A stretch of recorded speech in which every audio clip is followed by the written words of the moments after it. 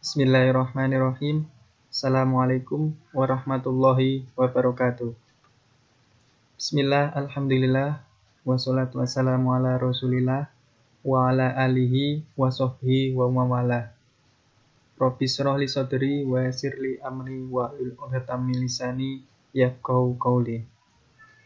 Perkenalkan, kami dari kelompok 11 akan menyampaikan materi tentang komparasi hukum Islam, hukum adat, hukum BW, dan KHI atau kompilasi hukum Islam.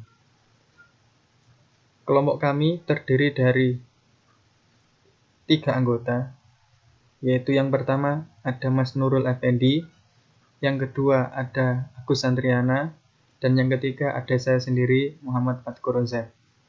Untuk penyampaian materi pertama akan disampaikan oleh Mas Nurul Effendi. Hukum Islam atau fikih Islam, pemikiran fikih Islam itu dibagi menjadi dua, yaitu paradigma tekstual dan paradigma kontekstual. Untuk paradigma kontekstual itu dibagi lagi menjadi 3, Al-Quran, Sunnah Nabi, Ijma ulama. Sedangkan paradigma kontekstual adalah pemahaman terhadap Al-Quran. Klasifikasi 4 mazhab fikih terkait metode ijtihad yang digunakan. A. Mazhab yang termasuk ke dalam aliran tekstual adalah mazhab Maliki, mazhab Syafi'i, mazhab Hambali, dan mazhab Al-Zahiri. B. Mazhab yang termasuk ke dalam aliran realis adalah mazhab Hanafi. Unsur-unsur hukum adat. Adanya tingkah laku yang terus-menerus dilakukan oleh masyarakat. Tingkah laku tersebut teratur dan sistematis. Tingkah laku tersebut mempunyai nilai sakral. Adanya keputusan kepala adat. Adanya sanksi atau akibat hukum tidak tertulis dan ditaati dalam masyarakat.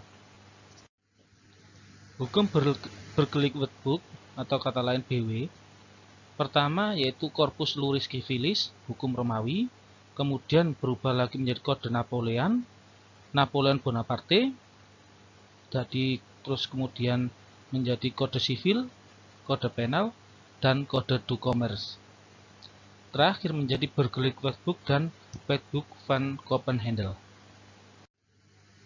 Kompilasi hukum Islam.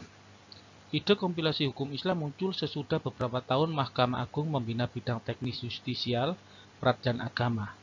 Tugas pembinaan dimaksud didasari oleh Undang-Undang Nomor 14 Tahun 1970 tentang ketentuan pokok kekuasaan kehakiman. Kompilasi hukum Islam adalah fikih Indonesia karena ia disusun dengan memperhatikan kondisi kebutuhan hukum umat Islam yang ada di Indonesia dan sangat memperhatikan kebutuhan dan kesadaran hukum masyarakat setempat. Fikih tersebut diputuskan oleh Hazairin dan T.M. Hasbi As-Siddiqi. Fikih sebelumnya mempunyai tipe fikih lokal, semacam fikih Hijazi, fikih Misri, fikih Hindi, dan fikih lain-lain. Hal-hal yang diatur dalam kompilasi hukum Islam. Hukum pertama mengatur tentang hukum perkawinan. Hukum kedua mengatur tentang hukum kewarisan. Hukum ketiga mengatur tentang perwakafan. Perkawinan. Bab perkawinan. Di hukum Islam, larangan untuk menikah karena ada hubungan nasab. Larangan ini untuk selama-lamanya. Larangan perkawinan karena ada hubungan musyawarah atau perkawinan, dan larangan perkawinan karena sepersusuan. Adanya perkawinan yang memiliki sifat wajib, sunnah, makruh, dan mubah. Syarat sah perkawinan ada calon suami, ada calon istri, adanya wali atau sanksi, saksi, serta ijab dan qabul. Rukun nikah, calon istri, calon suami, wali, 2 orang saksi, dan sigat. Dalam kata lain, ijab qabul. Sedangkan perkawinan di hukum adat. Sahnya perkawinan menurut hukum adat bagi masyarakat hukum adat di Indonesia ada pada umumnya. Bagi penganut agama tergantung pada agama yang dianut masyarakat adat bersangkutan. Hanya saja meskipun sudah sah, menurut hak agama yang dianut masyarakat adat belum tentu sah menjadi warga adat dari masyarakat adat yang bersangkutan. Memperbolehkan monogami atau poligami. harus ada persetujuan dengan orang tua sebelum melangsungkan perkawinan. Hukum adat pada umumnya tidak mengatur tentang batas usia untuk melangsungkan perkawinan. Sedangkan di hukum BW, hanya boleh kawin dengan satu orang lawan jenis pada waktu yang sama, terdapat dalam pasal 27 BW. Usia laki-laki 18 tahun, perempuan 15 tahun, pasal 28 BW, dilarang menikah satu sama lain dengan garis keturunan ke atas atau ke bawah, pasal 30 BW, pelaku zina tidak diperkenankan menikah, terdapat dalam pasal 32 BW. Untuk dikompilasi hukum Islam, perkawinan adalah sah apabila dilakukan menurut hukum Islam sesuai dengan pasal 2 ayat 1 Undang-Undang Nomor 1 Tahun 1974 tentang perkawinan atau dalam pasal 4 kompilasi hukum Islam. Calon suami sekurang-kurangnya berumur 19 tahun dan calon istri sekurang-kurangnya berumur 16 tahun, terdapat dalam pasal 15 kompilasi hukum Islam. Perkawinan didasarkan atas persetujuan calon mempelai, pasal 16 kompilasi hukum Islam.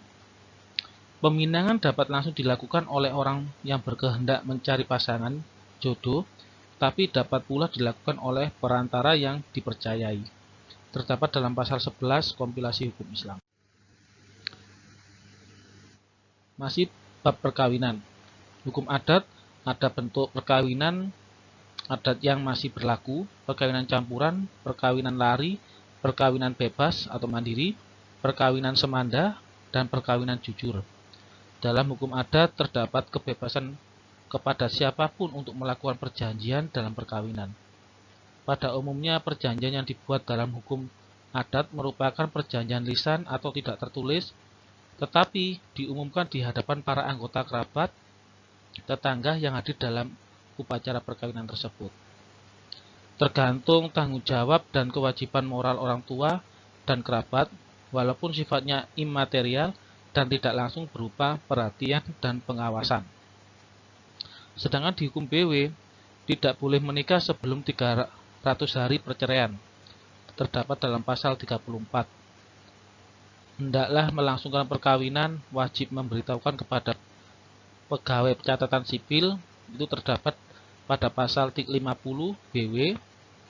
Untuk batalnya perkawinan hanya dapat dinyatakan oleh hakim di pasal 85 BW. Di kompilasi hukum Islam sendiri, wali nikah dalam perkawinan merupakan rukun yang harus dipenuhi bagi calon mempelai wanita yang bertindak untuk menikahinya. Pasal 19 kompilasi hukum Islam. Dilarang melangsungkan perkawinan antara seorang pria dengan seorang wanita disebabkan karena pertalian nasab, karena pertalian kerabat, semenda, karena pertalian persusuan. Terdapat di dalam pasal 39 kompilasi hukum Islam. Calon mempelai pria wajib membayar mahar kepada calon mempelai wanita yang jumlahnya, bentuk, dan jenisnya disepakati oleh kedua belah pihak, terdapat dalam pasal 30 kompilasi hukum Islam. Untuk materi selanjutnya, yaitu kewarisan hukum Islam. Dalam pewarisan hukum Islam, terdapat 6 golongan pembagian pewarisan. Yang pertama, ashabul furud yang berhak mendapat setengah. Yang kedua ada ashabul furud yang berhak mendapat seperempat. Yang ketiga ada ashabul furud yang berhak mendapat 1/8. Yang keempat ada ashabul furud yang berhak mendapat bagian 2/3. Yang kelima ada ashabul furud yang berhak mendapat bagian 1/3 masalah umariatan. Dan yang keenam ada ashabul furud yang berhak mendapat bagian 1/6. Dalam kewarisan hukum adat, menurut hukum adat, untuk penentuan siapa yang menjadi ahli waris, digunakan 2 macam garis pokok. Yang pertama ada garis pokok keutamaan, dan yang kedua adalah garis pokok pengganti. Garis pokok keutamaan di sini ada 4, dibagi menjadi 4, yaitu keutamaan pertama adalah keturunan pewaris, yang keutamaan kedua adalah orang tua waris, keutamaan ketiga adalah saudara-saudara pewaris dan keturunannya. Keutamaan keempat ada kakek dan nenek pewaris dan seterusnya. Garis pokok penggantian di sini ada 2, yaitu orang yang tidak punya penghubung dengan pewaris dan orang yang tidak ada lagi penghubungnya dengan pewaris. Dalam sistem pewarisan hukum adat, ada 3 sistem yang dikenal, yaitu ada kewarisan sistem individual, yang kedua ada sistem kewarisan kolektif, dan yang ketiga ada sistem kewarisan mayorat. Sistem kewarisan individual, harta peninggalan itu terbagi-bagi pemiliknya kepada para waris, sebagaimana berlaku menurut KUH Perdata dan hukum Islam. Sedangkan sistem kewaris kolektif, yaitu harta peninggalan itu diwarisi atau dikuasai oleh sekelompok waris dalam keadaan tidak terbagi-bagi. Yang ketiga, sistem kewaris mayorat. Maksudnya di sini adalah harta peninggalan leluhur kerabat tetap utuh, tidak dibagi-bagi kepada para waris, melainkan dikuasai oleh anak tertua laki-laki atau tetap dikuasai anak tertua perempuan. Sedangkan kewarisan menurut hukum BW, yaitu ada 4 golongan dalam hukum BW, yaitu golongan pertama adalah suami atau istri serta anak-anak dan keturunannya. Dan golongan kedua ada orang tua dan saudara-saudara serta keturunan saudaranya.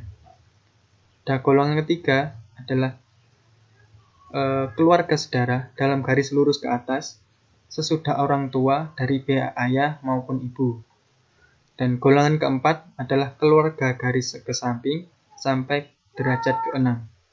Selanjutnya, kewarisan KHI atau kompilasi hukum Islam pada pasal 174 KHI. Yang pertama, kelompok-kelompok ahli waris terdiri dari menurut hubungan darah dan menurut hubungan perkawinan. Menurut hubungan darah, golongan laki-laki terdiri dari ayah, anak laki-laki, saudara laki-laki, paman, dan kakek.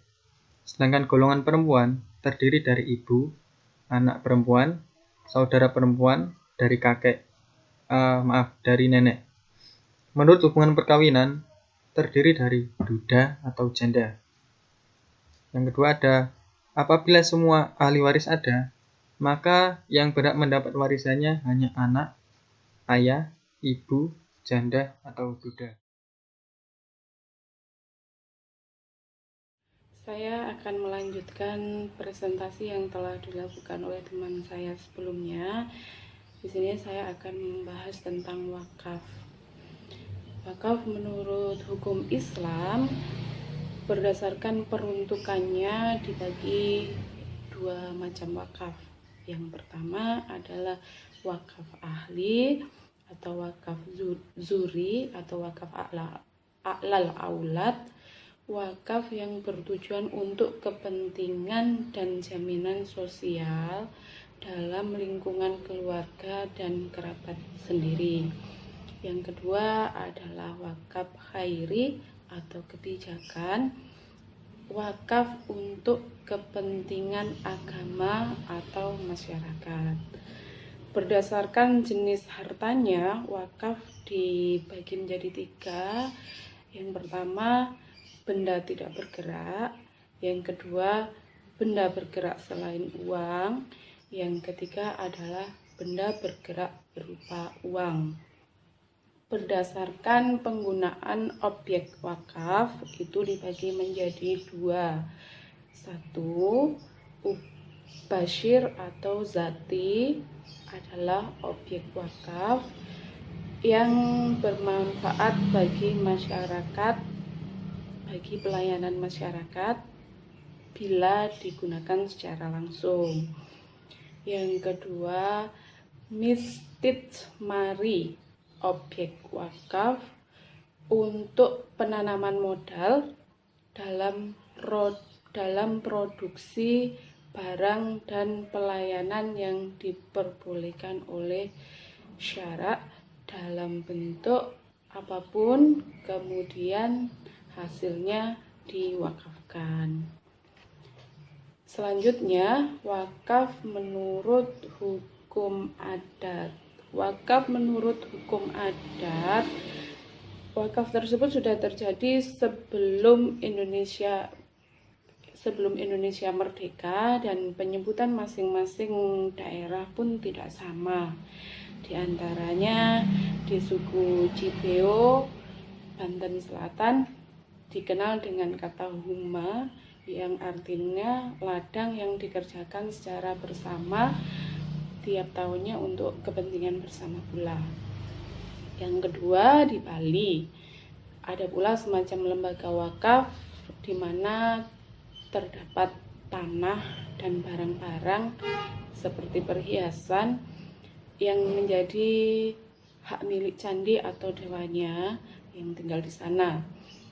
Yang ketiga, di Pulau Lombok terdapat tanah di mana tanah tersebut adalah tanah negara yang dibebaskan atau landred yang diserahkan kepada masyarakat Subak atau desa-desa Subak dan candi untuk kepentingan bersama pula. Selanjutnya kita membahas wakaf hukum berdasarkan hukum BW. Persoalan wakaf sudah diatur dalam Undang-Undang Nomor 16 Tahun 2001 tentang yayasan, karena unsur-unsur yayasan dengan wakaf di sini hampir sama. Salah satu beberapa unsur wakaf tersebut adalah satu, adanya harta kekayaan yang dipisahkan dari pemiliknya semula. Yang kedua, mempunyai tujuan tertentu, baik tujuan yang bersifat keagamaan maupun sosial kemanusiaan. Yang ketiga, mempunyai organisasi untuk menyelenggarakan lembaga yang didirikan. Selanjutnya, wakaf dalam kompilasi hukum Islam. Unsur-unsur wakaf menurut KHI ada 7. Yang pertama adalah wakif atau orang yang mewakafkan. Orang yang mewakafkan ini dibagi menjadi 3. 1, orang secara perseorangan atau pribadi. Yang kedua, organisasi. Wakaf juga bisa dilakukan secara berkelompok, yakni beberapa orang bersertifikat menjadi 1. Yang ketiga adalah badan hukum yang berkecimpung dalam masalah keagamaan. Yang kedua adalah nazir, orang yang diserahi tugas untuk memelihara pengurusan benda wakaf. Ini juga dibedakan menjadi 3, yaitu perseorangan, organisasi, dan badan hukum. Yang keempat adalah harta benda yang diwakafkan. Kedua, ikrar wakaf. Yang kelima, ikrar wakaf. Yang keenam, peruntukan harta benda wakaf. Yang ketujuh, jangka waktu wakaf. Demikian presentasi dari kelompok kami. Bagi teman-teman yang ingin mengajukan pertanyaan, kami persilahkan. Wassalamualaikum warahmatullahi wabarakatuh.